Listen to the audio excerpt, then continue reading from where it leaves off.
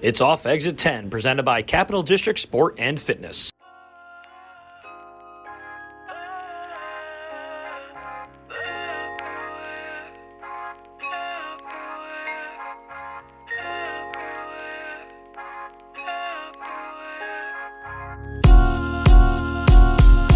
I would do it like this. I don't even remember what it was. It was something where you had to find 3/4 or something since you're 75% of something. So I was just like, all right, 0.75 times whatever the total number is. What the hell were you doing? Mike did like fraction. Do you want me to tell? I think he did like 3 divided by 4 I times did. this, and then multiple. And then I was like, We were whoa. prorating a 4-week membership to 3 weeks. So I did what anybody would do. I took the total cost, I divided it by 4, and then timesed it by 3. Okay. I mean, it's not wrong. It's just he did an extra step that I would probably. I do the same thing. I take like the longest route possible to get to where you have to go. But this is also why I had to redo certain math homework, because I wouldn't show my work, and they'd be like, "You didn't show your work," Yeah. and I'm like, "I didn't. What work do I need to show? I did 2 steps. You got the I got answer from right. point A to point B, and I didn't use a calculator, so we're good." But this is why I couldn't, like, I know guys who went into business solo, especially, let's just saying in you, like PT or us, a gym sense.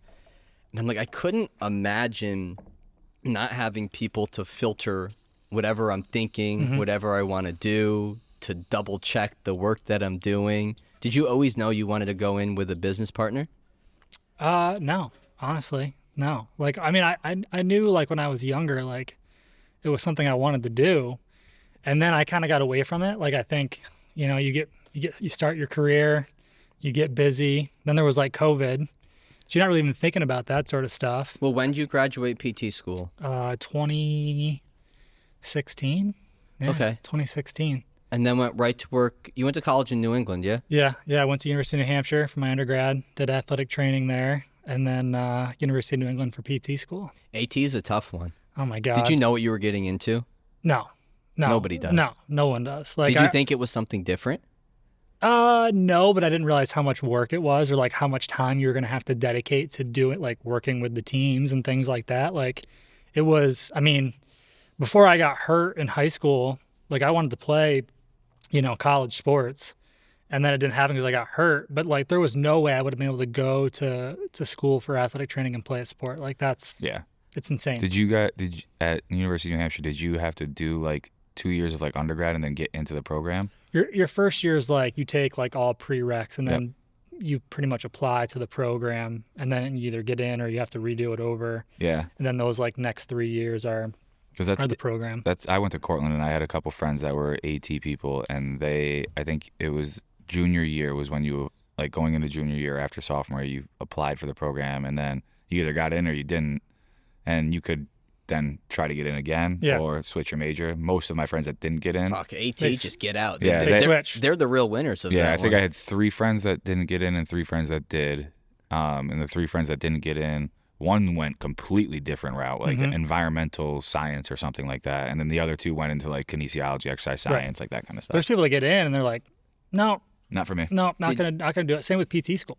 Mm-hmm. Once you gotta do a cadaver lab. Mm-hmm. That does a lot of people in. Yeah. Oh yeah. That's a cool one for me. I've never done one. Oh, it's cool.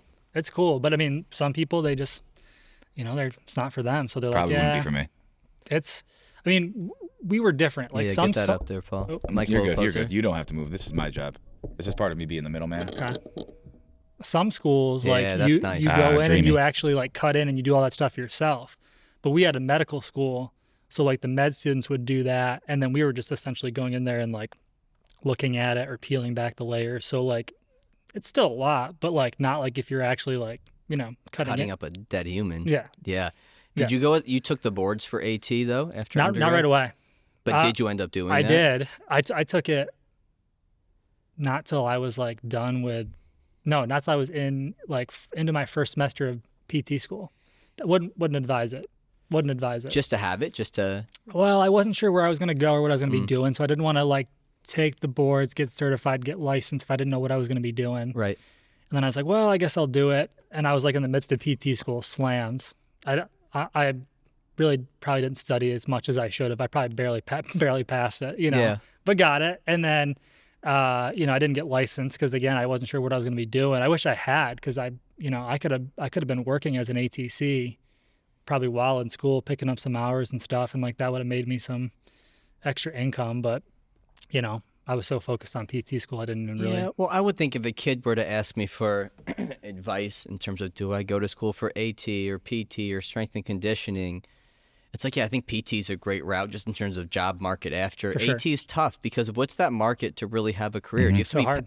Power 5 college or pro? Yeah, yeah. I Because mean, you're in high school. If you're a high school AT, you're not making And you're anything. working like a dog probably. Yeah. You're the only person. although like there are some like things you can do now. Like my high school athletic trainer, he's still at Queensbury, so like he's the athletic trainer, but he also teaches. Right. So you can do it that way, Right. and that makes it a little bit easier. You know what I mean? I think that definitely helps. But yeah, the market is tough.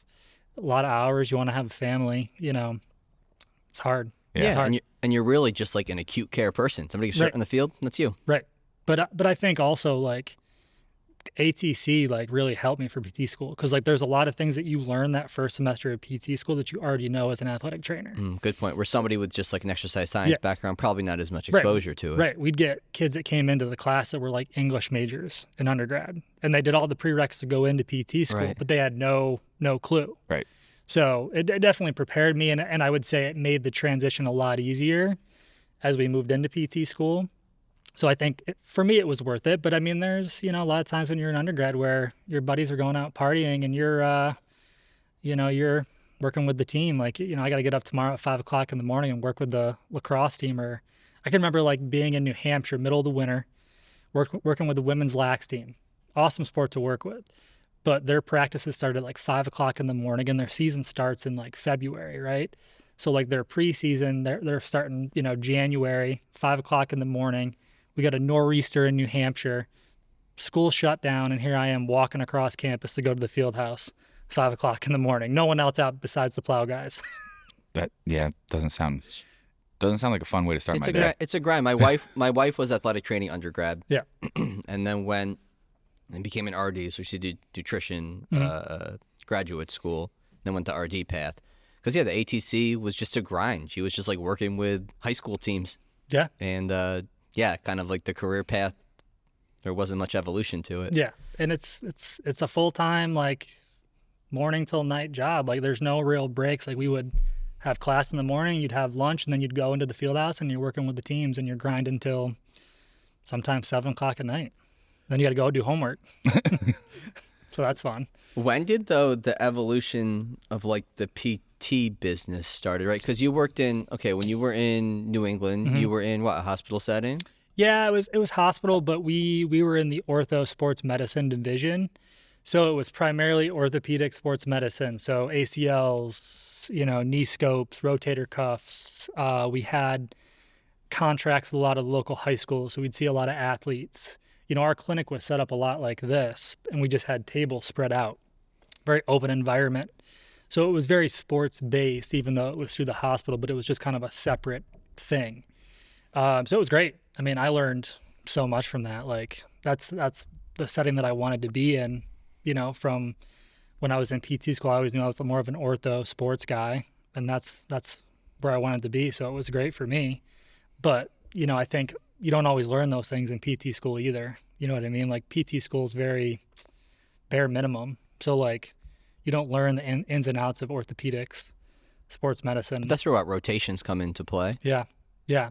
But you don't always get to pick those either. Like I had some good rotations, but I wouldn't necessarily say they were like great for ortho and sports med. How much are you able to now go into, because I saw you have like Reinhold certification, right?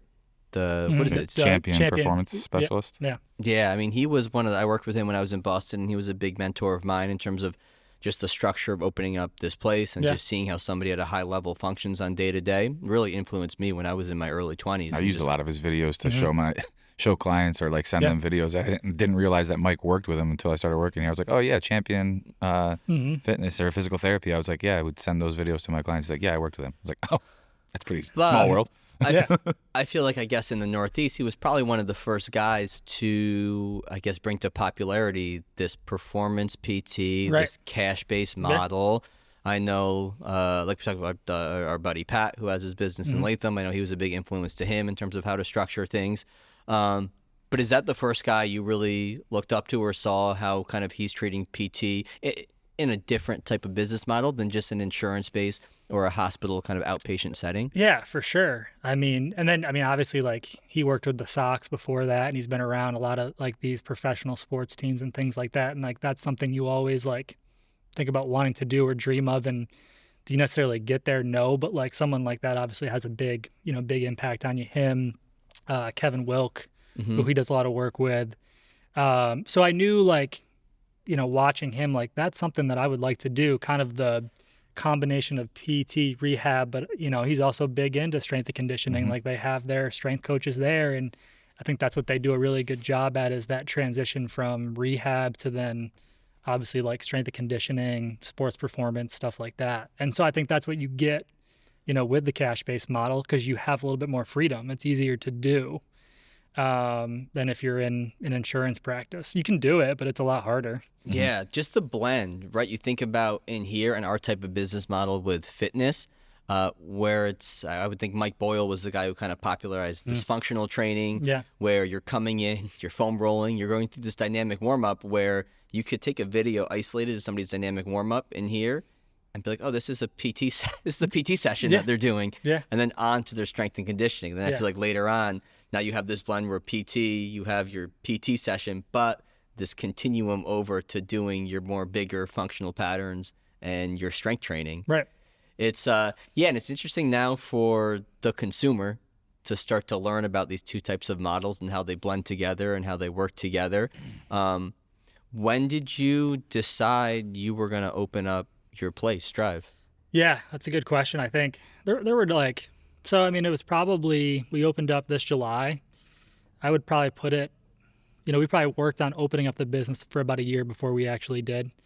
And that year before, there were probably several things that like just kind of came to me where I was like, yeah, I want to do this. I think one, like, in the hospital setting that I was at, I just wasn't getting that ortho, sports medicine, sports, on a daily basis. What were you getting mainly? I mean, it's ortho, but it's, it's total joints. It can get some neuro strokes, which I've never been like, it's not my thing.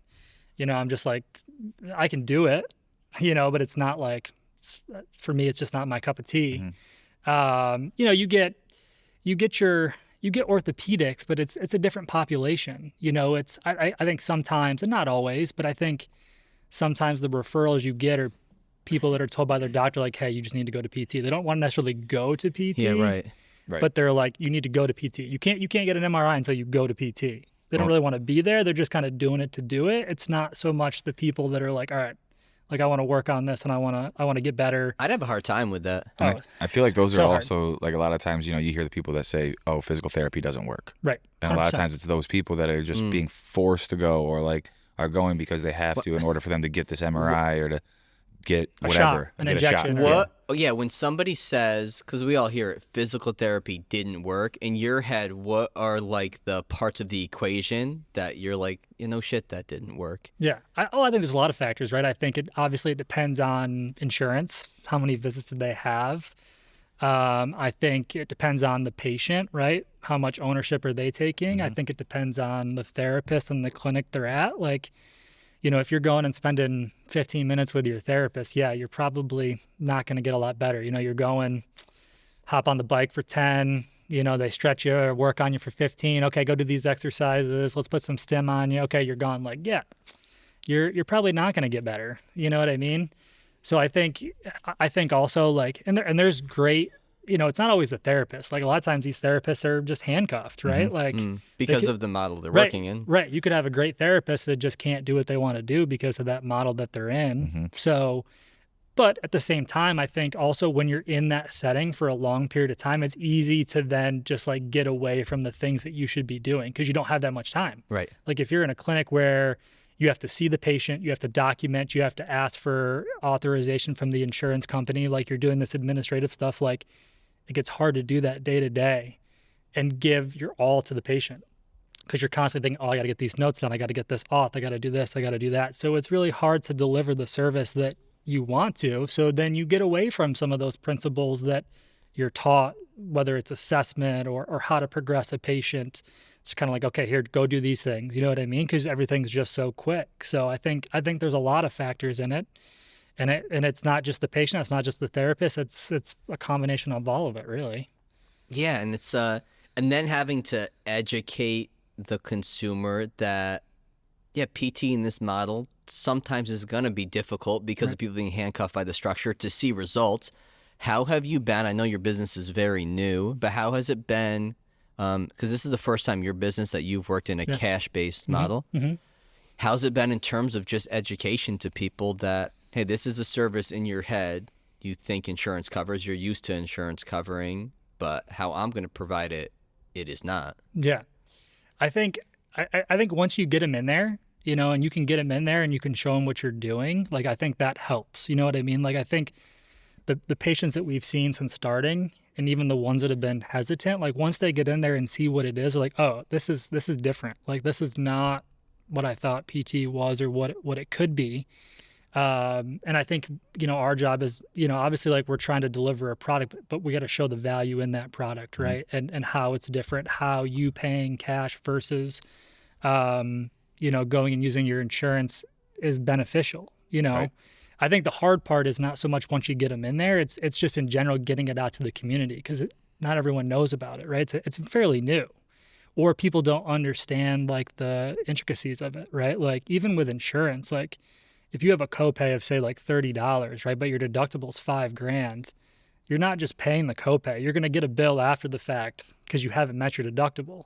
So then in the end, you're probably paying what you could have paid for cash, but up front, you're just going to get a surprise bill at the end. Meaning what? Explain that to me. So like, you know, if your deductible's, right, $5,000, right, you got to pay that before the insurance will cover it. And you have a copay, right? Like, you're paying your copay every time you come in. So $30. $30, but you still have to meet that deductible before everything's fully covered. You have to meet the 5. Yeah. Right. Right. So it's like you pay that copay every time, but then after the fact, they're going to get a bill for, could be $1,000. Patients call up all the time, like, why did I get a bill for $1,000? Well, so like, if they don't cover, say they do, you know, enough visits and other stuff that covers $3,000, but there's $2,000 left, like, they get a bill for that $2,000. Well, yeah. If you haven't paid that $5,000, whatever you're getting billed by the therapist or whatever that place is billing you, you still have to meet that deductible. Yeah. This is why insurance. Well, I just don't want to deal with it. Yeah, I couldn't imagine dealing with all the paperwork and that side of it. Right. I mean, listen, there's some insurance companies that are really good where it's like you don't have a copay, you don't have to pay anything. So, like, in that sense, like, okay, for those people, maybe, like, financially, like, it doesn't make sense for you to come and see us, even though I would argue our product is probably better and what you're going to get, the value. But, like, for some people, I get it financially. Like, if you don't have to pay anything, okay, that makes sense. Like, I can't fault you for that. But yeah, I mean, if you're going to get a bill after the fact for $1,000 and you paid your copay every time you went and then you didn't realize you were getting billed, with us, that's what you find out up front, like, what you're going to pay. Right. So, like, there's no surprise bills. It's like, all right, this is what we charge and this is what you're going to pay, and it's not going to be any more after the fact. Yeah. So, yeah, how have you created then your structure in terms of, you know, let's say a new person comes in, how you go about evaluating them and kind of starting to put together a treatment plan? Yeah, I mean, you know, I took, you know, Mike's Champion Performance Specialty or Specialist program. So I follow a lot of those, you know, same principles as far as, and I think I like about him is he keeps it really simple. He's really good at simplifying and he makes it easy to understand. And really this program, like, what he did was he pretty much just took pieces of things that he had learned over the years, like SFMA, PRI, you know, different things. And he pretty much just kind of blended it in a way that he thought kind of encompassed everything. So I think the big part of it is just going through a thorough eval, right? Someone comes in and they have, you know, knee pain. We're not just looking at their knee. We're looking at everything. We're looking at their hip. We're looking at their ankle. We're looking at strength. Sometimes I'm even looking at their upper body to see if they could be doing things that trickles down the chain. So I think it's trying to find the root cause of the problem and not looking just at the area of, you know, where they're coming in. You know, I think that's when someone comes in and they get a detailed, thorough evaluation like that, like, oh my God, like, no one's ever looked at some of these things and told me I even have this. They don't even know. You know, so I think it's really giving them a good picture of what's going on, giving them good pieces of education to say, okay, here's actually what the problem is. Yeah, your knee hurts, but it's not a knee issue. It's being caused by this, right? So I think that's what I try to do is just be very thorough, educate, lay out a good plan. Okay, this is where you're at now. This is where we're going to be here the first few visits. Our goal is going to be to get you feeling better. Your pain's going to be better. Decrease it so you're feeling pretty good. But then from there, we got to build you back up, right? And then once you're in a good place and you're moving better, really the big difference between us and if you go somewhere in network is we can do those things after the fact to load you and build you back up so this doesn't happen again. And I think that's the big part of it is educating on, we're going to get you better now, but we're also going to help you so it doesn't come back. Right. I think that's a big piece. I think a lot of insurance places just run out of space too to be able to do these bigger progressions, whether it's like deceleration drills to load up a lower body lift a little bit more. Right. 10-pound dumbbell only gets you so far, right? Or like exercise bands are great, but like TheraBands, like you can only there's only so much you can do. Yeah. And only so much strength you can build with them and right. rehab you can do. You got to load them. You got to load if you want to, prevent this from coming back and really get to a place where you're in a good spot. You got to load and work on some of these things, and you just can't do that. Yeah, 100%. When did you start getting into working with golfers? Has that always been a thing? I was, early in my career. I mean, I've golfed my entire life, so I've always liked golf. But when I was in high school, golf's the hardest sport. Jordan, did you quit? It's tough. Yeah, I quit. And then I went to the bunker last week. And then I quit again. Yeah, but at least at the bunker, you can just go, do you some know drinks. what? I'm just going to hit the shit out of this No, it ball. was really fun. The bunker was fun. It was my first time going. It's a good spot. Yeah. Which one did you go to? East Greenbush or Yeah, North Greenbush? I've been to that one. It's Yeah. good. It's a good spot. Bunker's great. Hey, It's just a social thing, right? Yeah. It's like have drinks. that's hang it. out. It was a birthday party. Yeah. Like, it Fun. was super cool. It's awesome. It's like a Dave and Buster's for like golf. Like that's how I look at it. Yeah, Like, Even the one in Saratoga, like I don't know about the other locations. I imagine they're good, but like the food is pretty good. Like I've gone with my wife just to get food. Yeah, golf is so hard because I feel like I was a baseball player in college for a couple years. Hitting wasn't my strong suit. I could never make a team now because everybody has to hit. Mm-hmm. I could defensively. I was great. Infield, I moved to outfield in college. Could make every play, but hitting was fucking hard. I would get cut from my high school team probably now. I think I would. I just had a hard time. But even hitting in baseball, like if you miss one a little bit, you still can muscle it out, get a double. Golf, I feel like if one little thing is off, you're fucked. That's not going where you want it to go. Yeah. Yeah, but I also think like movement pattern wise, there are some similarities. Like how you swing a baseball bat's not exactly the same as how you swing a golf club, but they're like some of the things that you have to do are similar. yeah. Because of the rotational aspect of them. 100%. What do you shoot? Me? Yeah. I mean, I don't play much anymore, but when I was in Maine, didn't have kids, I was playing golf like 3 or 4 times a week. I was like a 5 handicap. What's that even mean? So, like, does that mean like 5 above par. 5 above Okay. par? Essentially, Yeah, that's like your average above par. Yeah, I'd be about It's impressive. 500 above. 500 handicap. But listen, like I could also like blow up too. Like I'm a basket case. Like I could shoot, 77. I could also shoot 90. Once it starts going bad, then It's all downhill. It's so mental too. It is. I mean, I play better golf I think now than I did when I was playing a lot because I go out with my son. I don't care. I'm just Right. out there. Oh, I can actually play golf today. This is great. You're not getting pissed off. You just go and swing it. Yeah. Once I start sucking, it's like, all right, where's the drinks? Yeah. Let me get. Yeah. I need to start counting these instead of my score. but golf too, you could be sucking and then you square one up. And Oh then yeah, you're your last shot of the day. and then you're like, oh, you flush. oh, like, I can yeah, be good. Yeah, I can- I'll be back tomorrow. I can do this. Yeah. Yeah, that's how it gets you Yeah. too. It just takes a lot of a lot of practice. Yeah. It does. But the rotation is, that's one of the most important aspects when we're looking at it. We think about us with baseball players in here, pitching and hitting. We have lacrosse is getting so popular. Yeah. We have a lot of lacrosse athletes, so that's a very rotational sport. Let's talk about the global similarities first when just looking at a rotational athlete. Right. What are necessities? What are requirements that you want to see to be like, okay, your body's going to be set up to tolerate these high velocity rotational demands. Right. Yeah. So like mobility wise, right? It's a lot of hip mobility, thoracic spine mobility, right? Thoracic rotation, hip rotation, particularly, in golf, hip internal rotation. So like, and baseball too, right? Same thing. Like when you clear those hips, it's a lot of internal rotation. So I think those are the big pieces of it. Do you have the mobility to rotate, but also at the same time, do you have the stability to resist rotation too, right? Because if you're Yeah. flying all over the place, you can have all the rotation in the world, but you got to be able to stop. You got to be able to decel. You know what I mean? I mean, baseball has some differences too, right? Like you look at like a pitcher, like they're gonna need a lot of extension, right? Yeah. You know, but same thing too. Like obviously, like arm position, shoulder rotation, external rotation, like that's a big obviously part of it. So What we see a lot in here, Paul, think about kids just throwing med balls, doing like rotational shot puts or scoop tosses.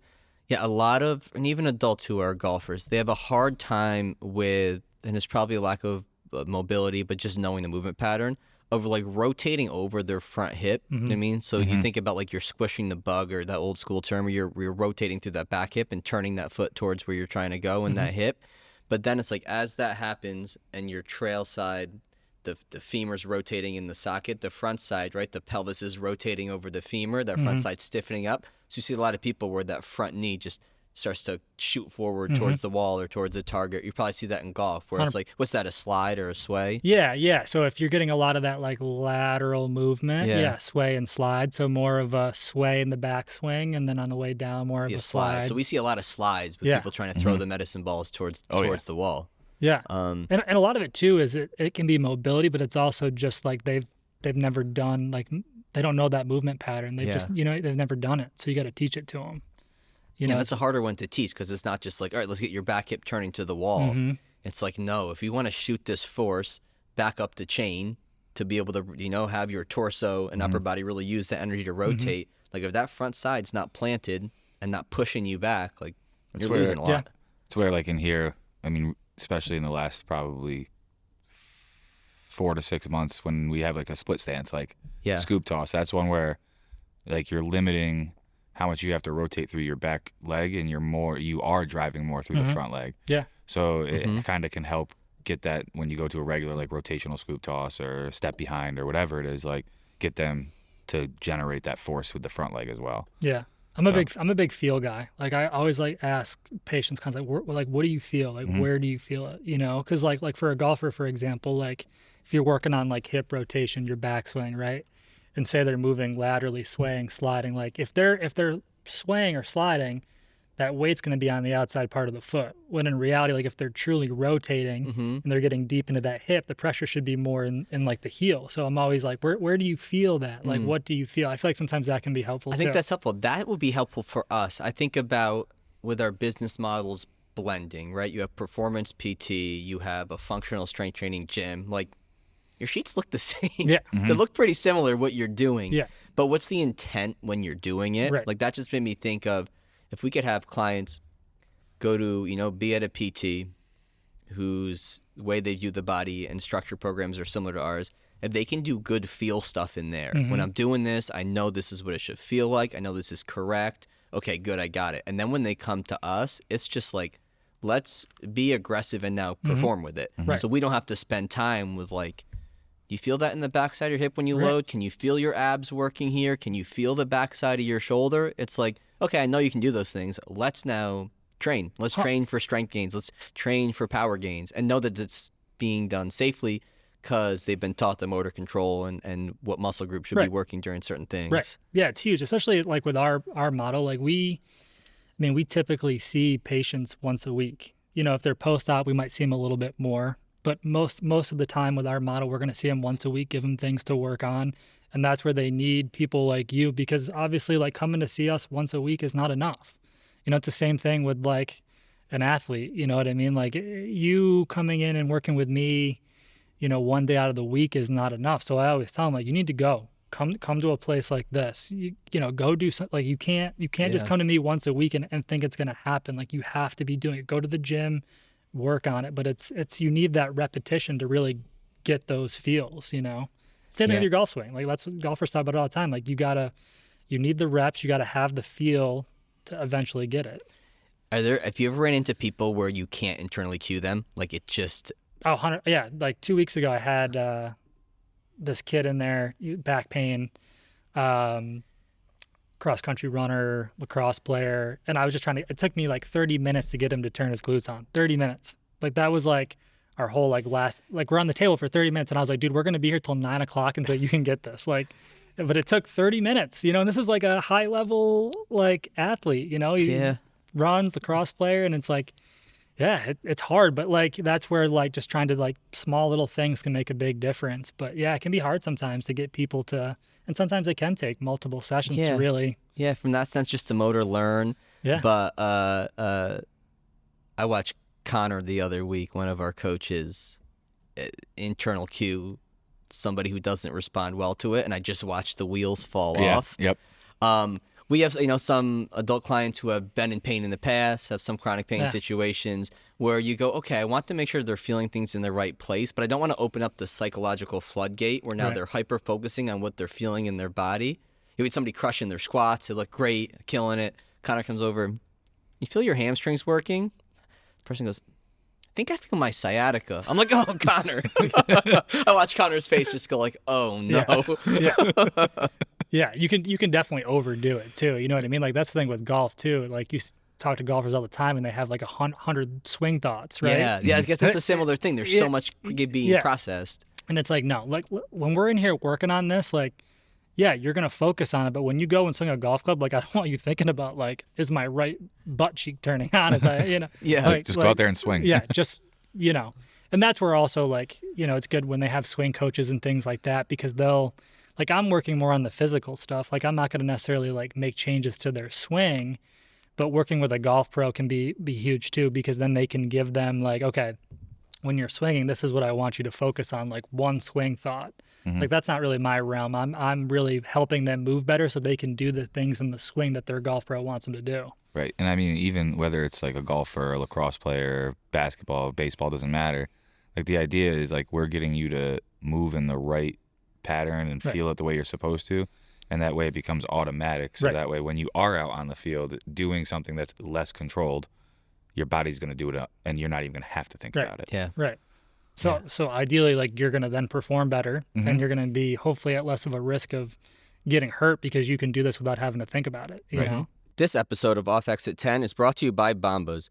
Bombas makes my favorite pair of socks, hands down, alongside the most comfortable and durable underwear, t-shirts, and other everyday clothing staples. Their wide variety of sock lengths, colors, and patterns have you covered, whether you're working out, going out, or lounging at home. I love their merino wool blend athletic ankle sock for long days of coaching at CDSF and getting in workouts myself.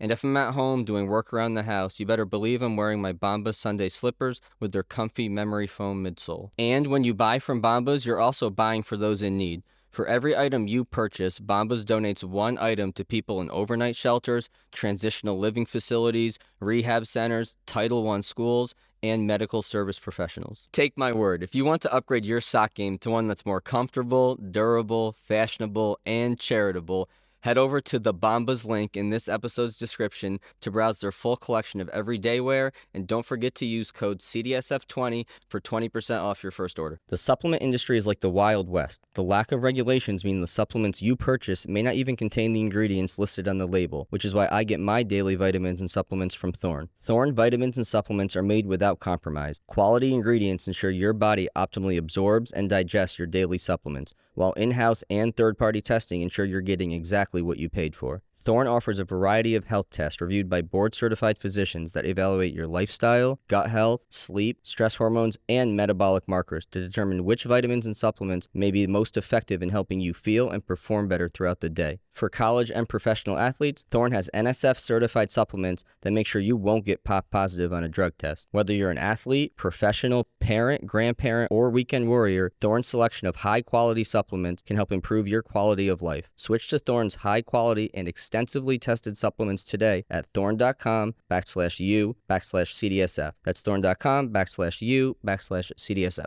What were your sports growing up? I played football, basketball, and baseball. Yeah. Me too. Yeah, those were my three. Baseball was probably my best sport, but was that what you wanted to play in college? Yeah. What was your injury? Yeah, I had a Liz Frank fracture junior year of high school. We're playing Guilderland. Got hit from behind and the foot just snapped over the top, and it's a brutal injury. Yeah. I think a guy in the NBA might have just had one that's going to be tough to come back from. I don't remember who it was. That's what they had said was like, that's an injury that a lot of athletes don't even come back from. I remember for the Yankees, Chen Ming Wang. Yeah, he had it. Oh my funny God, 'cause what a we- throwback name. Yeah. Because we You're a literally were Yankees just guy? talking about Yeah. him like Yeah. 2 days ago. Also, speaking of the Yankees, I was going to say this before. 'Cause What years was he there? Early 2000s? Yes. Yeah. He was.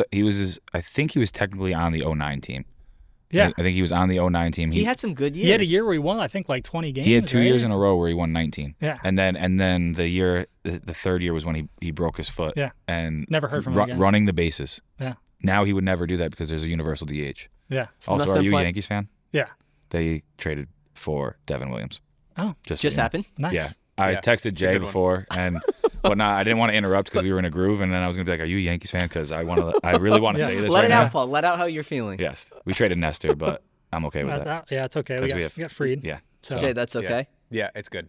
And think to answer your other text, either give me Kyle Tucker or Cody Bellinger. yeah, Either one. They need to get one of those guys. Oh, bring us. Either Bring one of Nick them. into it. I don't know what the hell's going on Yeah, right here. it's Tucker though.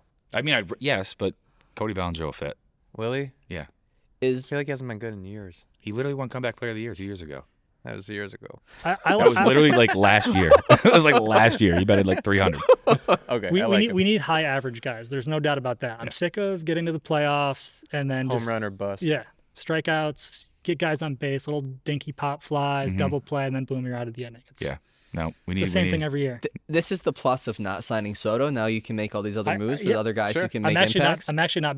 I'm okay with it. I was mad at first, and then I got over it. Yeah. But still, I'm mad at Juan Soto. I'm not mad that Yeah, we didn't get him. no, Yeah. I'm a Soto hater now. But Yeah. it's, I mean, it's for fine. sure. It just shows he wanted the most money, right? That was Oh. the biggest offer. And it's sweet.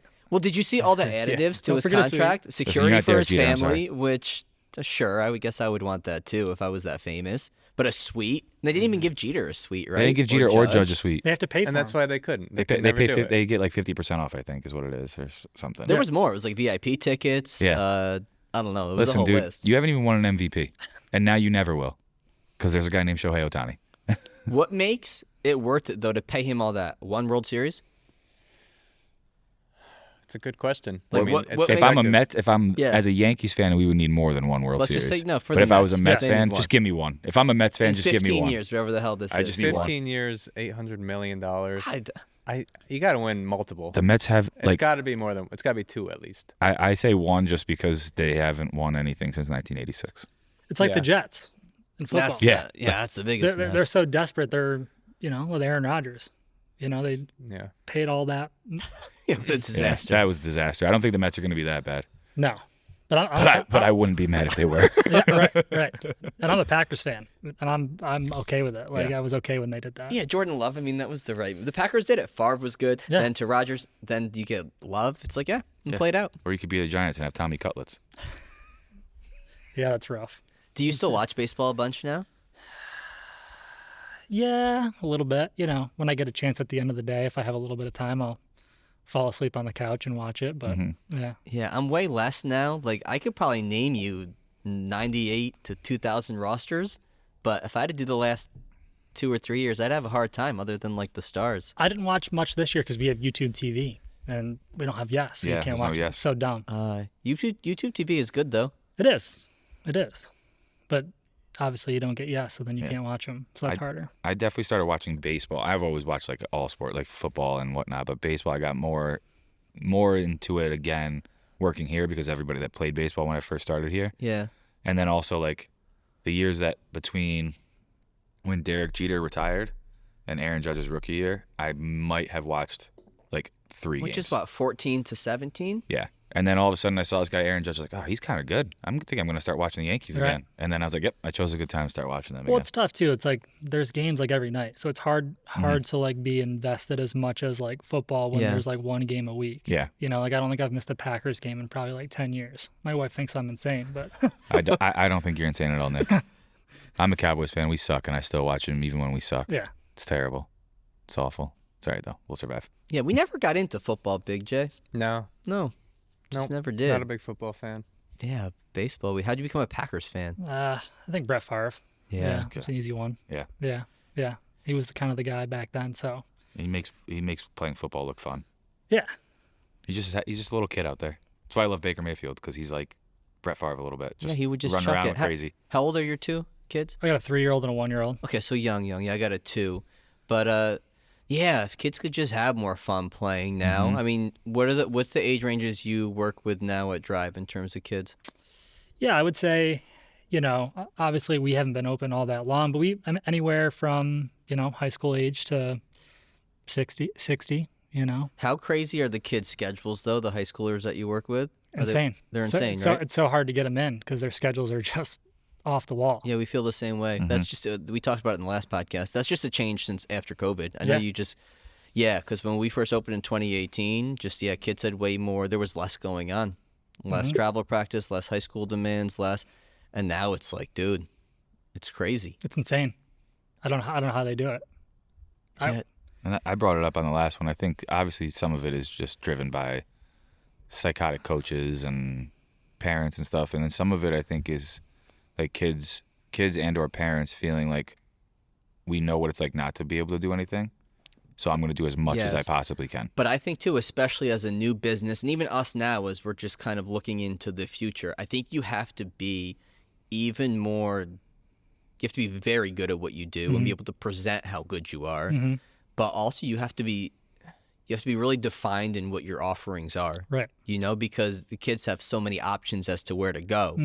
I'm going here for this. I'm going here for that. I'm going here to do. It needs to be so defined, I feel like. Yeah. Like, I feel like Paul, we train kids from all different sports. We'll always do that. We won't specialize in one. But I just go, we are the best at strength and conditioning. Right. Like, it's that simple. If you want to have the best, safest, most effective strength training program with great coaching, that's us. Done. If that's where you want to go for that. Right. It's, the youth sports world is wild. I have some kids, like, they'll come from practice. Like, we have in our facility in the same building, there's they just put in a basketball facility where it's like it's called the Shot Spot. They have, Is that what that landlord does? Just puts in gyms and sports stuff? Because it's metabolic, Yeah. it's peak, it's it's the DBAT thing. so DBAT's in there. That's the other place. So like they'll come from practice, they'll see me, and then they'll go to DBAT after, or they'll go to this basketball place after, and it's just all night. Like I'll see some kids at 7:00. They're going to DBAT afterwards. I had like a girl yesterday because I do a speed agility camp, and I brought it up to her because she's just started here, and I know that's one of the things she wants to work on. I was like, oh, it's going to be Thursdays from 7 to 8. She's like, oh, I got dance at 8, but I could probably still come. I'm like, hold on. Whoa, she's still considering it. You're like, that's great. I'm like, you're either going to not go to dance at 8 that night and do the speed agility camp, or you're not going to do speed agility camp Right. and you're going to go to dance. So whatever the priority is to you and your parents, that's what you're going to do. And I was like, we're not trying to get this all like, you're already out till 9 o'clock already because of dance. So I mean, Go to bed. Go to bed. Go home, eat, go to bed. Yeah, it's a school night. Yeah. It's wild. I mean, I remember being busy, playing like 3 sports. It felt like I was always going, but now it's way more. 'Cause Jordan, do you ever feel like we were always going as a kid? I don't think I did. No. No, never once. And we were active, 2 sports, 3 sports. Yeah, always. Had every social season. lives, went to camp during the summer. Like, never once did I feel like, oh, we got to stop. This is too much. I'm getting stressed. I fucking hate this now. Like, How do the kids seem? These kids that are working this much, when they come in here, are they happy? if your maximum enjoyment level of something could be 100, rarely anybody's at 100 doing what they're doing. Sure. If that makes sense. I want to elaborate more to answer. I would say if I had to, I would say like I think all the kids that we see in here enjoy their sport, but then sometimes feel more stressed and like they just have too much on their plate, so it makes other things less enjoyable. Yeah. What Or it makes certain perpetuates parts this? of their sport What's that? unenjoyable. What perpetuates this? Social pressure? Social pressure, and that if you're going to play your sport, I think when we played, it was, and you were a gamer. I couldn't hit a baseball. Jordy could crush the baseball. He probably hit 450 when you're like a freshman, and I hit like 200 as a fucking senior or whatever.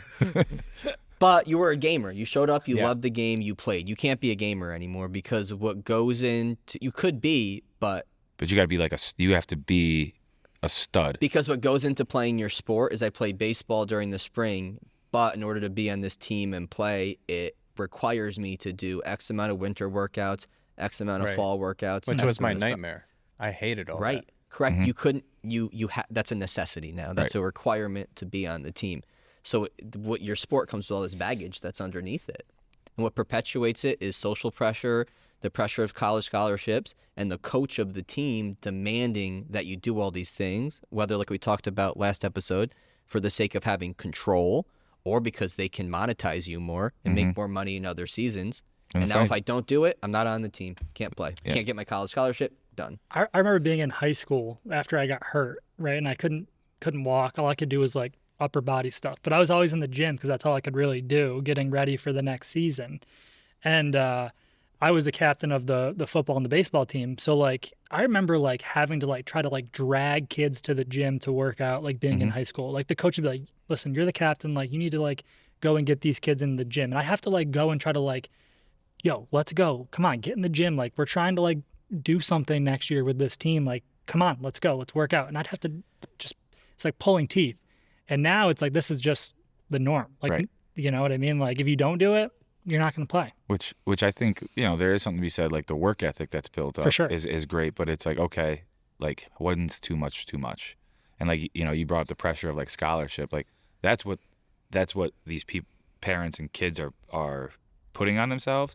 When in actuality, like most of you aren't going to get a scholarship for your sport. You're going to get a scholarship. You're going to get money from your school because of your academics, when most kids are not going to be. How many sports teams offer fulls? 6 sports offer full rides at Division I. What are they? Gymnastics, men's and women's basketball, only women's gymnastics, men's and women's basketball, football. Hold on, I can pull it up. I got 2 more.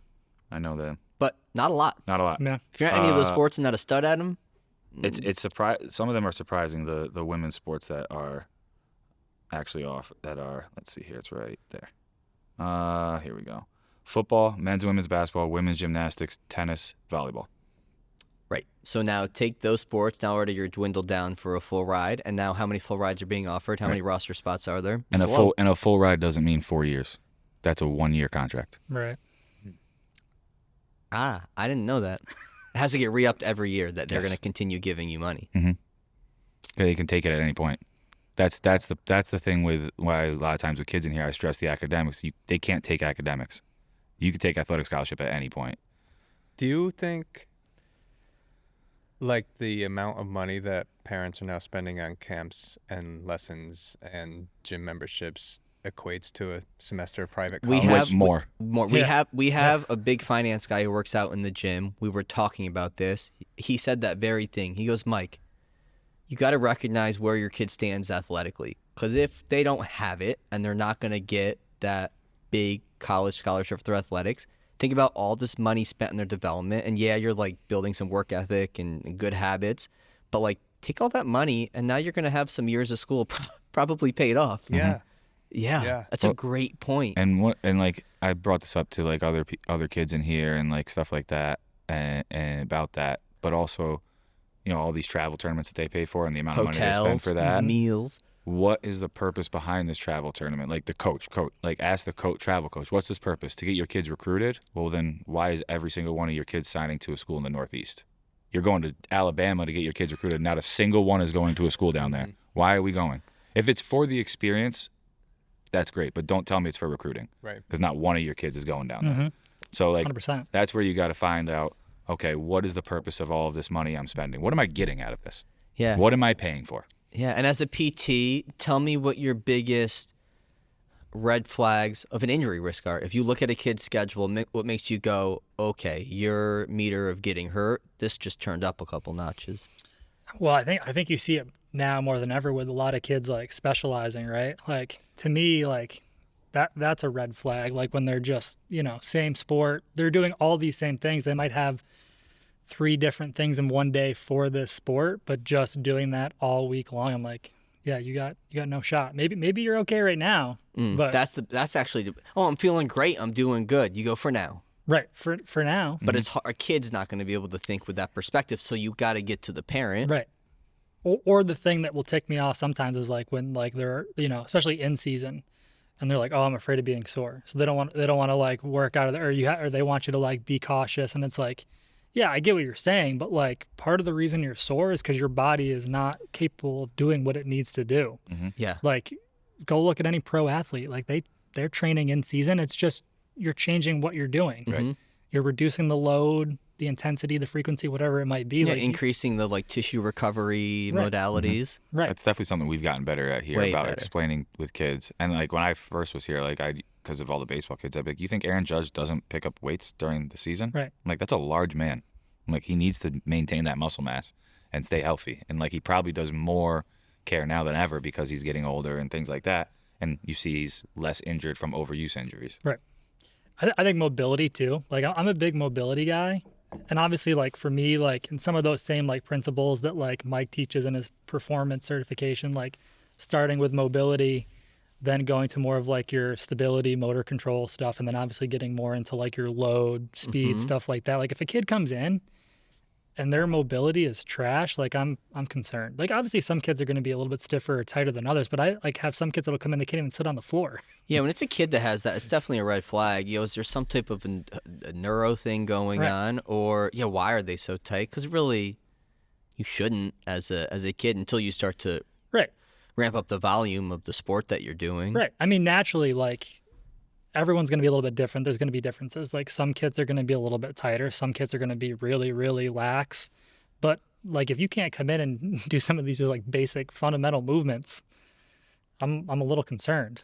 Like, are you doing too much? What are you doing? Like Maybe that's what that is part of what a lot of these skill coaches miss is they can look at because they don't have a background in biomechanics, so they know what the skill should look like and Right. they're teaching it, but they don't understand the global like prerequisite movement patterns Right. that go into doing that like safely Yeah. over time. I'm not kidding you. I've seen kids in the gym, like 6-year-olds doing like kettlebell swings with like 20-pound kettlebells. I'm like, What are they doing? what? That kid doesn't even know how to run. Why is there a Man, jump. 6-year-old doing swings? I don't know. I'm alarmed. Paul, call CPS. I'm not kidding you. Like kettlebell swings, squats, Go like swing from some monkey bars. What are we doing here? right. Like what are you doing? Like that's a concern. Like so like stuff like that has me really concerned. But there's only so much you can do. You just try to educate. You know? Yeah, you just try to educate. That's the biggest thing. Yeah, it's hard. Yeah, it's fucking tough, and that's what like Dan does like on base U with pitching. I Yeah. know you do TPI. Yeah. I did TPI many years ago, and still in my head a lot of times when working with rotational athletes. But yeah, just like hey, this is how your body moves, and how you move is different than other people. Let's just understand like Right. what you have, what's Right. on your plate, what are we working with. And I think it's a big part of it too. And you guys do like assessments, but when people first come in here, right? Like Yeah, I think full- that like that's like such a huge part of it is like before getting into the other stuff, like assessing. Like if you don't assess, how do you know you're getting any better? Right. You don't.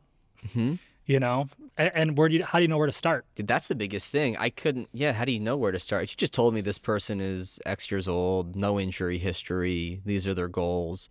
I could write something just generally that I know is going to be safe. But when we get into wanting to progress a program and putting in details, it's like I gotta know how you move. I gotta know how you think a little bit too. Right. How you want to approach the gym, what you think of me, what you think of here, how you're gonna. It's like a lot of factors go into it. Right. Yeah. Yeah. If you don't have those things, it's like you're destined for disaster in my mind. Yeah, 100%. That's why. Yeah, I couldn't imagine coaching in like a big kind of group type of format because it's like I don't know how these people's bodies move. Now I got to run around and coach everybody. Right. Yeah, that'd be overwhelming. Yeah, it's hard. I mean, I like there's good classes and things out there that you can go and do, but it's hard when you have 20 people and One coach. one coach or two coaches. I think obviously like my area of expertise is more the PT side of things, but when I do work with an athlete, like I'm pretty much like I want you to move right, so that way when you're not here and you're going and doing these other things, like at least I know you're moving right and you're safe. Like because you, like I said, you gotta go and do stuff frequently to get better at it. You coming to see me once a week is not going to really do the job, but I just want to make sure you're moving better so that when you go and do those things, you don't get hurt or you can maximize your potential and actually improve. Yeah. 100%. That's a big thing I talk about with kids in like school weightlifting. Like, okay, take what you learn here, be smart when you're there, go hard when you're here, and move well there, Right. and do enough that you're not gonna like get a bad grade. But like, don't sit there and try to max lift something. Right. Like, let's be smart and understand like we don't need to max weight lift in gym class because that's not the goal. Right. And whatnot. So, teaching kids that how to be their best coach. That's like, I feel like our main job is like, how can I teach you to understand your body so that when you aren't with me, I know you know what you're doing. Right. Or if I feel this, okay, something's not right. Yes. I got to Right. address it. You know? Yeah. Be able to advocate for yourself, knowing that an exercise isn't necessarily a good, a back squat's not a good exercise for me. Can I do front squats instead? Be able to advocate for yourself in a way too. Explain. Okay, you mentioned this earlier. Explain, because say you're a golfer, baseball, lacrosse player. You have to rotate really efficiently, quickly, and well. So you need to have the underlying mobility and like control to do so. But if you do like this powerlifting style program where you're like bilateral sagittal plane all the time, that's gonna, over time, as you train that harder and more, it's gonna limit your rotation, right? 100%. So how do you go about, just filling up buckets where it's, I need to have some baseline strength, but then also I need to like resist rotation and be able to control it? I guess let's start with those two. And then I feel like then you have to be able to start to train rotation after I know you can control it. Yeah. I think that's, where it's key. Like we were just talking about, like an assessment is a good way to show somebody that. Cause like if they're, a lot of times people don't know that they're doing something wrong. So like they think they're rotating, Right. but they're not really. What makes you say, and you look at somebody like, you're rotating, but I don't think this is like, you're going to run into some trouble. This may not be a safe way. You may run into an injury down the line. Yeah. I mean, I think, well, they can rotate, but how much is it rotating from the right spot? Yeah, right? good. So, This is it. So like, are you rotate, like a golfer, for example? So are you rotating from your thoracic spine? Are you rotating from your hips, or are you just wrenching on your low back? Right. Like, And same can be said for baseball, lacrosse as well. right. So yes. Same thing. It's like, low back pain a lot of the time it's not a low back issue.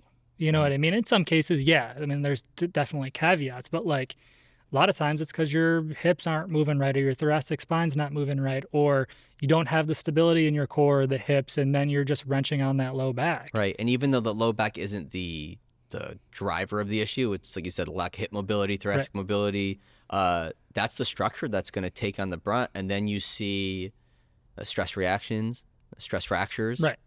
Yeah, I think that's the nice thing, or a lot of like what really helped me with, my assessment skills and kind of my mindset from Mike, but also TPI is, kind of that, the idea of like, your joints being a chain of alternating mobile and stable joints, right? So like your low back, your lumbar spine is meant to be a stable joint. Your hips are more mobile. Thoracic spine more mobile. So if I don't have mobility in my hips, I'm gonna have to get it from somewhere. Yeah, that's like a real good simple. I think that was like a Gray Cook thing way back in the day. It's probably where that started. Yeah. It's such an easy, like, it just, for me, it clicked. And I was like, oh my God, like that makes so much sense.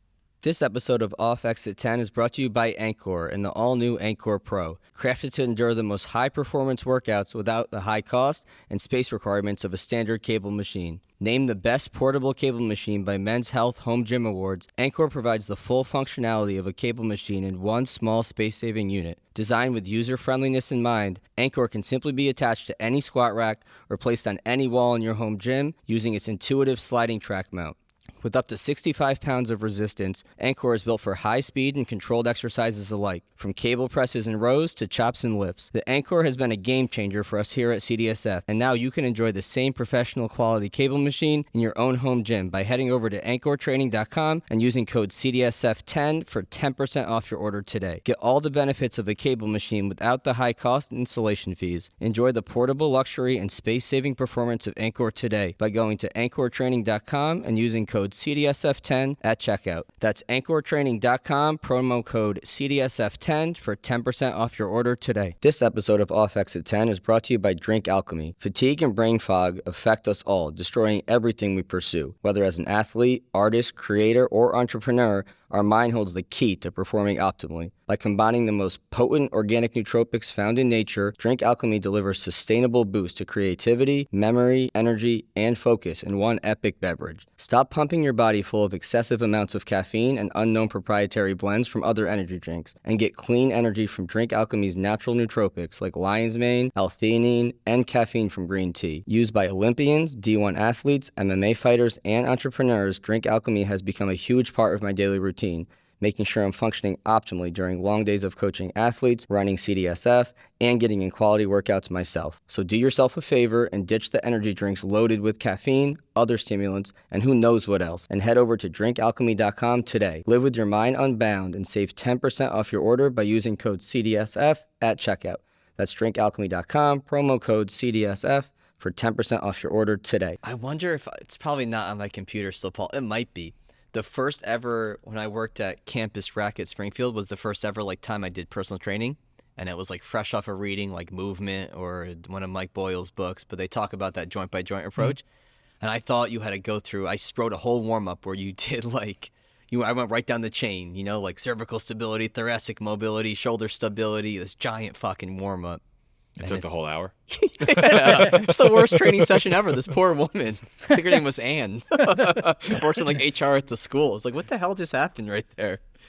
But I think that's a really good foundational concept. And I think as I've gotten older and been in the field more, it's certain joints, they need more stability or more mobility, but there's a spectrum of both. It doesn't mean that you shouldn't have mobility in the lumbar spine. It's just be able to have stability through all of those ranges you have. And it doesn't apply to everybody. Some people are going to have, a lot of mobility. So then it's well, I don't want to necessarily stretch them out and make them hypermobile. That's going to create problems too. So it's okay, well then that person, we're going to focus maybe on a little bit more of the stability part of it so that when they rotate, they're not in an unsafe position, So it just, obviously, it's you see with your more of your middle-aged golfers, right? Your middle-aged golfers are going to tend to be tight and stiff in the hips and the thoracic spine. And then you see your younger golfers that are Gumby. Yeah. So me just wrenching on them mobility-wise, maybe, I still want them to move. Our warm-ups might involve some of those things, but I'm not going to necessarily maybe take it to the same level I would with your middle-aged golfer. For them, it's going to be more stability. All right, I want you to be stable here. Can you resist this motion? So that because you can rotate a ton, but you can also rotate too much and then you're going to lose a ton of power or you're going to put more stress on your back, right? What's the biggest red flag TPI for back pain? It's that early extension, right? Early extension's a big one. Called? Yeah, early extension. Explain that, what it looks like. Yeah, I do it, so it's easy. You want me to stand up and show you?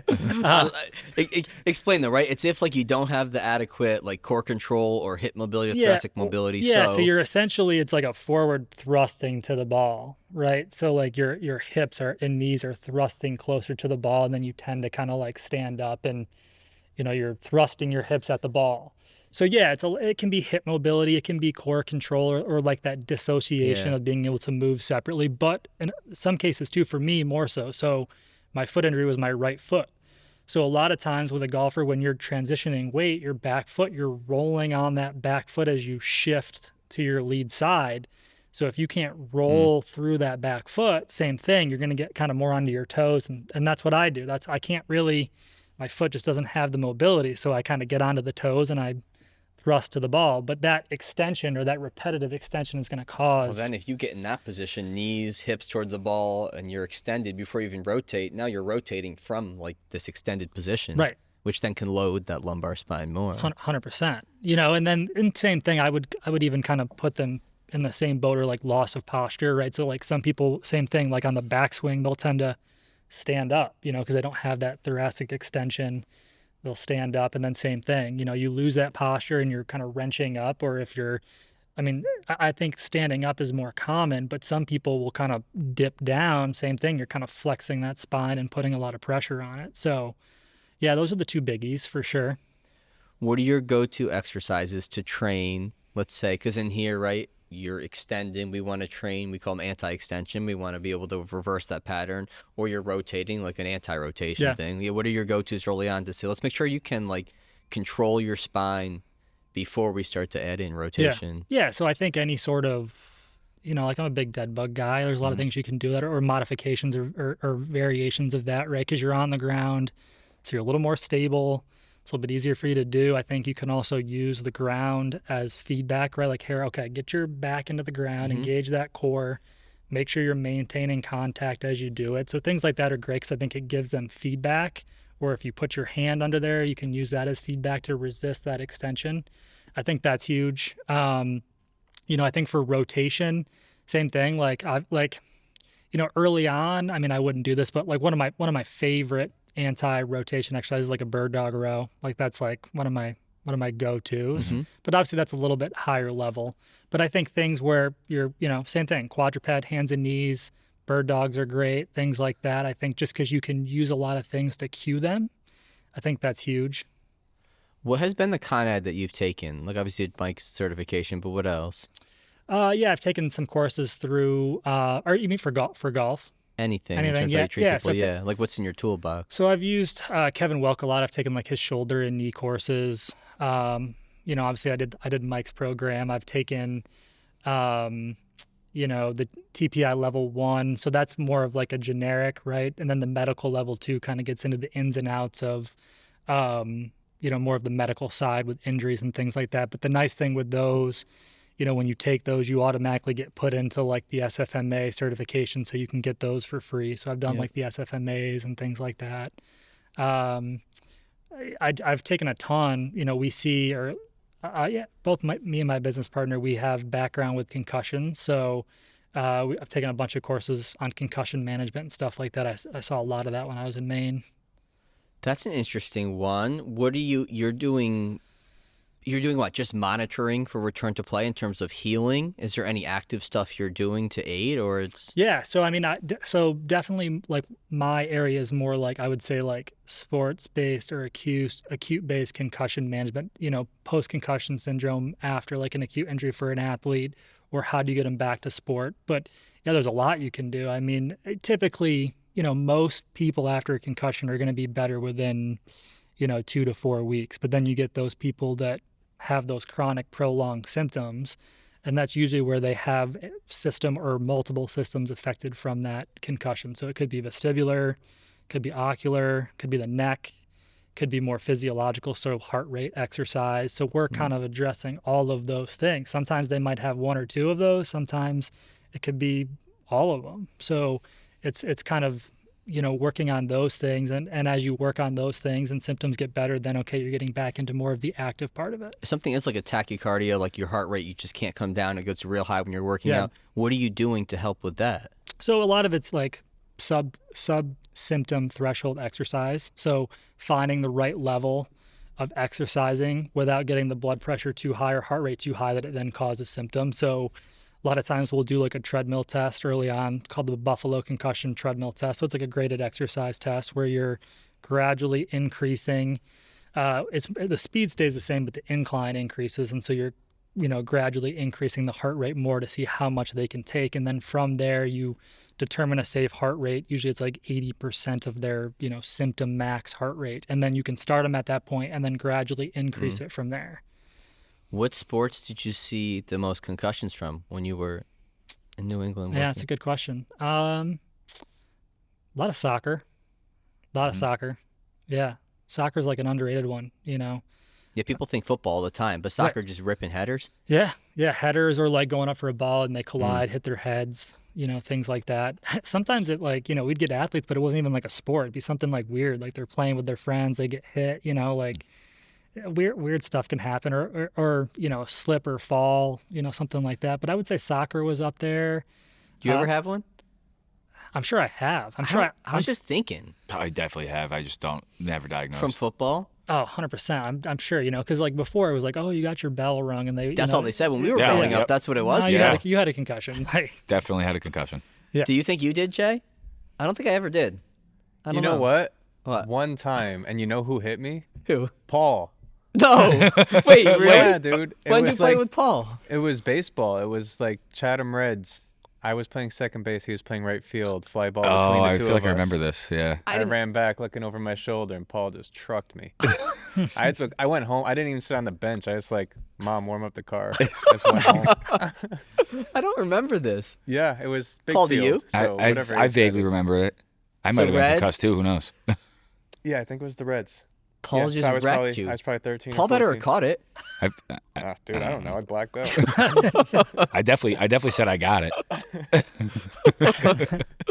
I remember there was definitely one play in high school football that I tried to stiff arm a kid, and I went too high, and when that happened, he like picked me up and I landed like on my head. I went back to the huddle. I was like, all right, I think I'm okay. Yeah, we're good. And then ran the next play, and then by like the play after that, I was good. But I ran a play that I was definitely like not all there, and I was probably concussed. But Yeah, I remember different like times. I remember like when like being on JV, and then we would scrimmage the varsity, and you're facing some of those guys that are just Oh, you take a 13, 14-year-old and a Yeah. 17, 18-year-old. Yeah. It's like, smoked. Fun times. Good times. Kickoffs, absolutely wrecked. Yeah. Yeah. did you do Pop Warner? No. Oh, that was wild. Yeah, I bet. Pop Warner in like the late 90s, early 2000s, like no concussion talk, crazy dads, like, oh. Yeah, those were wild. Yeah, but it was so great. So much fun. But it was ridiculous, yeah. There's definitely I'm glad there's more regulations on coaches and having to have background and understanding Yeah. Yeah, it's concussions and how to tackle. It's come a long way. It's better. Yeah. We're not there, but I mean, it's better. 100%. they're working on like more technology with helmets and whatnot. Yeah. Like they have the Guardian cap, but they have a helmet now that some guys are using in the NFL, and you'll see it. It's almost like the front of the helmet has like a bigger forehead almost of it. Mhm. And it's basically taking like the new technology they have of helmets and the Guardian cap and like kind of creating this helmet so you don't have to wear a Guardian cap. So in theory, like it's supposed to be like wearing a Guardian cap, which I think has shown to be effective in reducing the chance of a concussion. Yeah, I think the hard part, especially with the younger kids, it's gotten better in terms of like, assessing and making sure like they're resting and stuff like that and not going back to the sport too quickly. But I think the hard part, and I saw it more so in Maine, and not so much here because I don't see as many of them here, but like just return to play. Mm-hmm. Like some kids just go back way too quick, and they seem fine because exercise-wise, like they can tolerate stuff and are fine. But if you test them and you look at like their eyes or their vestibular system or their balance, it's shot. Mm-hmm. They're not all the way back. So actually some kids end up going back and they seem fine. They don't have any symptoms when they play, but in reality, they're not even back to where their baseline was yet. And then you get hit again, and then it drops down even farther, and it's harder to get back. And that's the hard part, is just the return to play. Yeah, I think that's so important. It's more important than any physical, like any orthopedic thing. It's like, this is your brain. Right. And sometimes that's what happens, like they, they feel better, a week goes by, they don't have any symptoms. They go back to the doctor, and the doctor's like, all right, you don't have any symptoms. Okay, you can go back and play. Right. But But we see that with ortho injuries too, where a doctor will just say, hey, you're at this timeline. Right. You're at this timeline post-op, clear to play. We see that in here a lot. Yeah. Hey, doctor cleared me to run. You go, have you seen the hurdle hops you've been doing? Like there's some work we got to do before you run. Yeah. It's hard sometimes because they get told by the doctor, and like the doctor is like the person, and they're like, okay, I can go back, and it's like, no, you cannot. No. Yeah, that's an important educational thing. Yeah. I feel like with parents and with the kids that, we've gotten better at, I suppose, over the years of being like, well, doc said I could play, and you're like, well, really we should wait a couple more months right here before you do. You see that a lot with ACLs. Yeah, a lot. Right? I think that's the most common I think of, where doc says they're clear to play, but from where their progressions are in here or what they're doing with their PT, we're like, we should probably like wait. 7 months, and I'm like, what are we doing? Yeah, what do you like for ACLs? Timeline at least, like minimum to say, okay, your chance of re-tear has dropped off a decent amount. Yeah, I think it's 9 months. They're getting more towards the 9 months now. That's what I would say. And the farther you go after that, the less the risk, right? So, yeah, I think there's more awareness of that now, versus like it used to be like the whole 6 months, and it's like, no. Well, and it's like, just look at pro guys and girls that do it. Like, they're not coming back at 7 months or 6 months. Like, and they're rehabbing around the clock. The only one I could think of that was like, that came back, and he's a freak of nature, that came back, I think it was like 8 months, but the first 4 weeks of the season, he wasn't himself, and then he won the MVP, was Adrian Peterson. Yeah, he was a quick one. He was quick, but that, again, freak of nature. Right. Like, absolute physical specimen. Like, you're not him. I'm not him. None of us are. Yeah. And just because you're cleared to run doesn't mean you can go back and play. Right. I think that's a good differentiator too. Yeah. Like, there's a lot that goes into getting ready to play. Yeah, cut, change direction. I'm now in an open environment. I don't know who's coming at me, what my next move's going to be. I think that's the hard part with like the youth population, is just that everything's, everyone wants it done so quickly, and it's a process. What's interesting too is, like, all of us, Jordan, how many guys do you know when we played baseball growing up that had Tommy John? 0. 1. 0. 0. ACLs, go. 0. 2. 1 or 2. Yeah, I can think of one or two. Like, ask kids those questions now. That'd be interesting. Right. Those numbers are high. Right. High. And like I was saying, back then I had a lot to do to get kids in the gym. You know, Yeah. Does that not speak to that something's wrong in this youth sports model? 100%. Right there. Here's 4 of us in our Early 30s. Are you 30? Yeah. Okay, in our 30s. Yeah, and look at those answers. Barely know anybody. Those numbers are kids know they probably couldn't stop naming people just with those 2 injuries Right. alone. Like, that's it. Something's wrong. I think it's the load is one part of it, but I think also just kids are going back from smaller injuries way sooner than they should, right? Like, I sprained my ankle.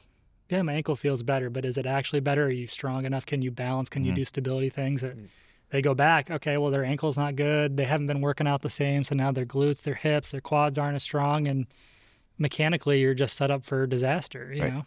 Well, in between that and then, you're doing workouts that are doing the same movement patterns that you do in your sport, right? You're not doing movement patterns to almost counteract that. So now you're just driving home those same, stressors on your body without switching it. Whereas, like, when we grew up, it's like, okay, I'm playing baseball now, I'm playing football now, I'm playing basketball now, and there's all different stressors your body is getting. Some movement patterns are the same, a lot are different.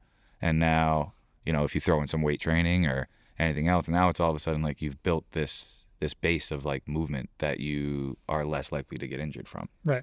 Because you have to go back to what is the goal of everything that kids are doing? What is the goal of it all?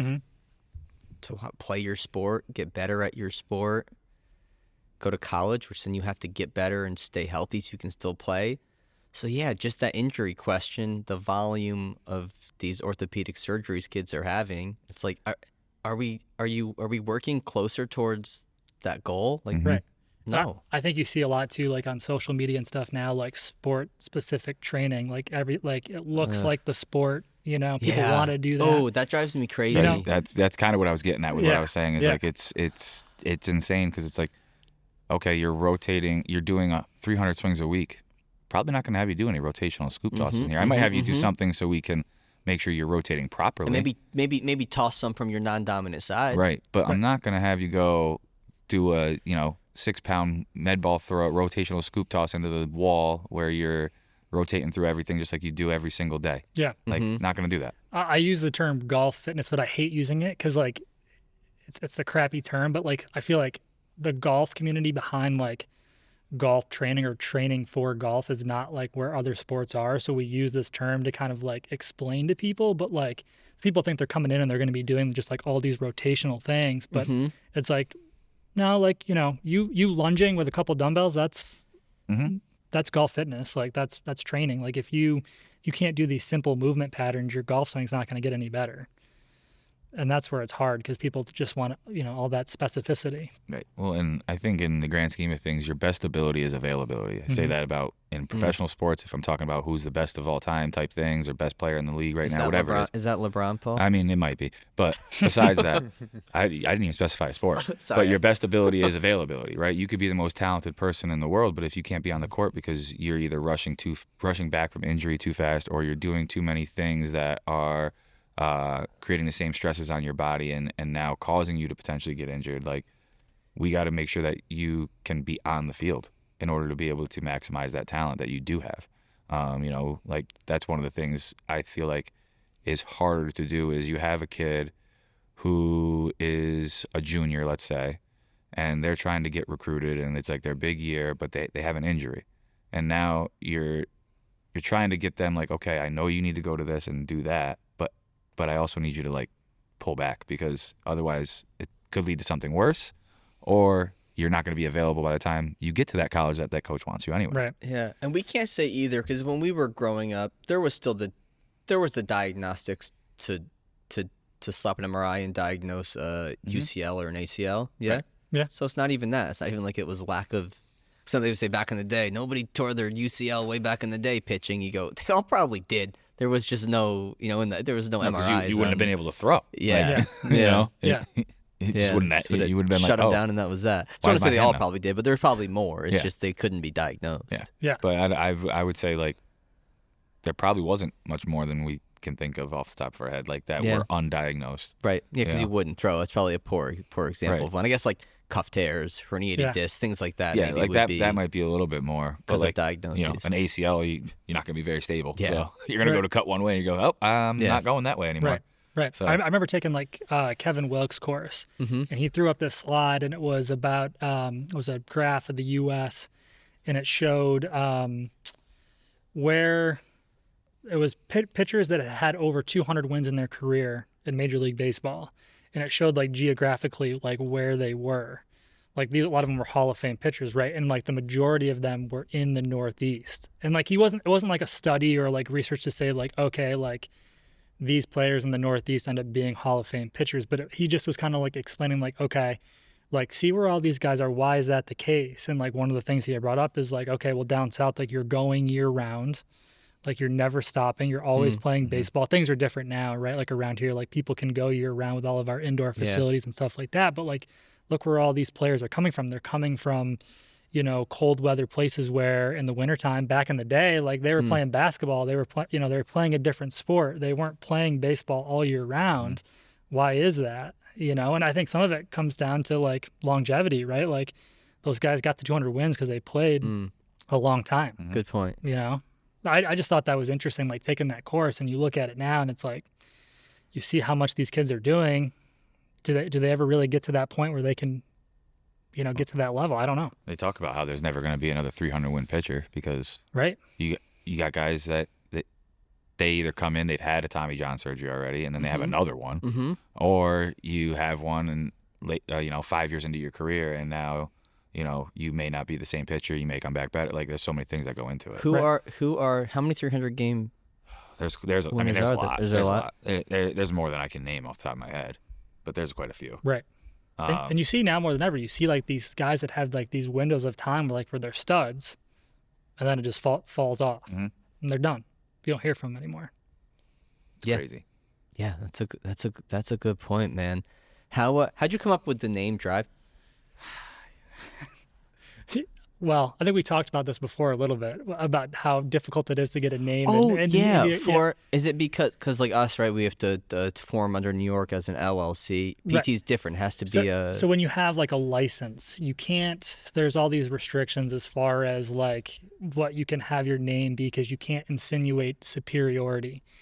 So like names that you could have as a gym or like another facility, you can't have as like a PT or a chiropractor or a doctor. What's an example of something that would insinuate superiority?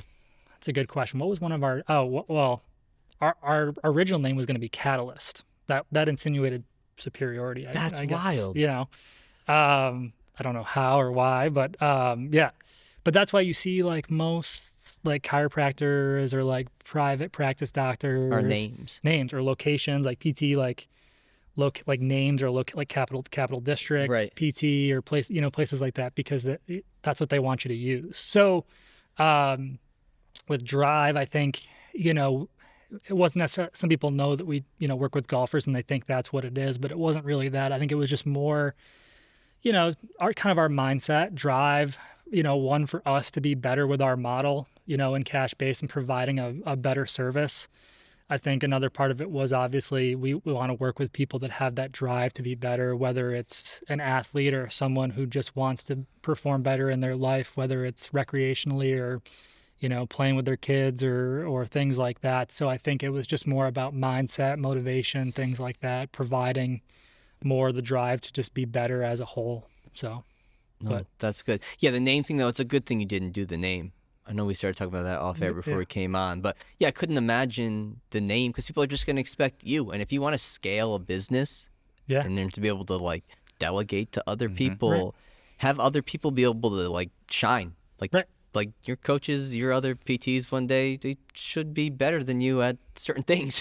But like if your name's on it and they're working under your name, consumers are going to just assume you're the guy, you're the best. That's who I want to see. I don't want that life. Right. Yeah. And I think for me, like, we talked about like, well, why did we start it? And like, part of it is like, like we wanted to obviously like having your own business, this model, it provides you a little more autonomy. But I think for me personally, like it also gives me more time freedom. You know, like in a cash-based model, you're typically not seeing as many patients. The volume's not as high. It gives me more time to be with my family. Like one of the things, like, you know, I used to, you know, work evenings, you know, and like as my kids get older, I want to go and I want to, you know, coach their teams or be there and watch them play. And You would coach a team? I don't know. Yeah, I don't know either. I go back and forth. Like I'm like, do I really want to do that? You know, I used to coach like travel baseball in New Hampshire when I lived out there. And after doing that, I'm like, do I really want to coach? But at the same time, like, do I think that he could also get screwed up if someone else is coaching? Ooh, see, I think I say no until I probably like go to a practice one day and be like, this is horrendous. Right. Yeah. Yeah. So I don't know. I go back and forth. I mean, I think I'll know more when I get there. You know, I'll maybe see how it goes. But, you know, that's one of the things I want to do is I want to be able to go to those things. I don't want to have to work or, you know, have it be one of these things where I have to try to figure out some way to get there, be late. Like I want to be there for those moments. So I think, you know, that's a big part of it for sure. And I think, yeah, like you said, like when it's your name, people want to come to you, and which is a good thing, you know, like it's a good thing. But at the same time, like if you want to step back, I think that does help a little bit. Yeah, I think I don't know if it was. I don't think it was. I think it was Cressy that told me that like that's a regret. Don't quote me on it, but I feel like having his name on it is like that's it. People expect me. I'm the brand. Right. I'm a big part of the brand. Right. And especially on a scale like his, like that's hard. Tough. Yeah. Yeah, dude. But this was great, Nick. I appreciate you doing it, yeah, man. thanks for having me. This I was had a lot of fun. Yeah, I had a great time with you guys. This is awesome. Yeah, it's when you first came in when we met, and we're just talking about how can we start to generate, you know, some referrals to each other. Yeah. Because I remember we opened in 2018. It's like, all right, here's all this space and this stuff and this model that I'm envisioning, but like I need bodies in here to do it. Yeah. And I remember connecting with, you know, like Sam Arnold, who's at Nicole and Cash Base with Evan Marsh at Capital Area and Pat early on. And that was so huge for us to be able to get people in the door, share clients, start to build kind of a name. Right. And it's like, yeah, to give back would be great. But it's like, how do you do it? Like, we've done the free little seminars and workshops and collab posts. And it's like, it was time that led to nothing. Yeah. I feel like what's always led to the most was getting to know somebody, having our staff know this person. So when, and trust them and like them and understand what they're about when treating somebody. So when we need to refer a client to somebody, that's it. They're in our head. Right. 100%. Go here. Yeah. See Nick. Go here. See. So, yeah, man, hang this afternoon. I will. See the guys in action. Yeah. Anything you want to plug? Just plug where people can find Drive before we get off. Yeah, so you can find us on our website, drivephysicaltherapyny.com, or, you know, we have Instagram, DrivePTNY, Facebook. Those are our two biggies, Facebook, Instagram, so you can find us there. Yeah. Okay, man. Appreciate you. This is great. Yeah, We'll, great, guys. catch everybody next time. Thank For you. sure.